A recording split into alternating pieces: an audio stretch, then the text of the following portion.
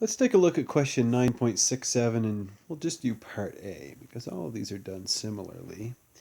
It says here, determine the initial volume in milliliters required to prepare each of the following. So let's just look at A. It says if you want to make 255 milliliters of a 0.200 molar nitric acid solution using a 4.00 molar nitric acid solution. So sometimes we call the more concentrated solution the stock solution. So you're taking something that's really concentrated, this 4 molar nitric acid, and then you want to find out how many milliliters do I have to have in order to make 255 milliliters of a much more dilute solution, a 0.200 molar solution.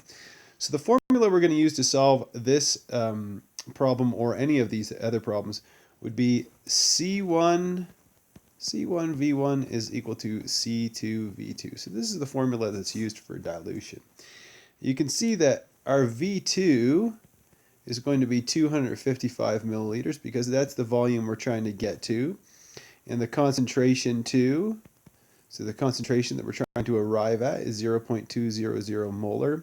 You can see the original concentration, C1, is 4.00 molar, and thus we're trying to solve for V1. So V1 is equal to something.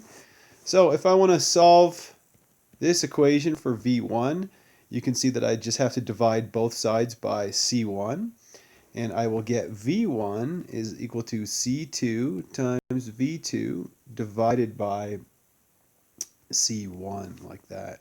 So if I just plug those numbers into the formula, oops, not V2,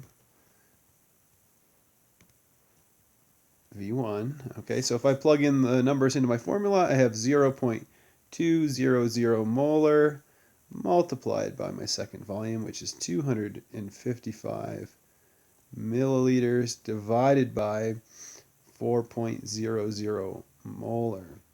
You can see that the units cancel out, so molar and molar cancel out, and I'm left with units of milliliters in this case.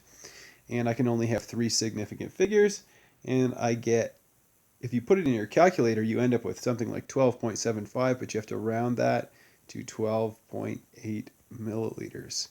So that's how you do a dilution problem. So using the formula C1V1 is equal to C2 times V2, a real favorite of Chemistry 101 students.